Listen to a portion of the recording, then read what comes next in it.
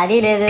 పైగా నా విగ్రహాన్ని కొనడానికి పెళ్లి సంబంధాల్లో పిల్లని చూడడానికి వెళ్ళినట్టు పొలోమను 10 మంది వెళ్తారు. అందులో ఒకడికి ఆ బొమ్మ నచ్చిందని, ఇంకోటికి ఈ బొమ్మ నచ్చిందని. నా కర్మ ఏంటంటే అక్కడ ఉన్నవన్నీ నా బొమ్మలే. మళ్ళీ తీరా 10 మందికి ఒక బొమ్మ నచ్చాక అమ్మేటోడు అలుసుగా తీసుకొని 10,000 15,000 అని బాంబు పేలుస్తాడు. ఎందుకురా బాబు ఇంత రేట్ అంటే కలకత్తా నుంచి తెప్పించాం అంటాడు. నాకు అర్థం కానిది ఏంటంటే ఎక్కడైతే నేను కలకత్తా నుంచి అయితే నాకన్నా మొనగాడు వస్తాడా, అక్కడ కూడా నేనే కదా.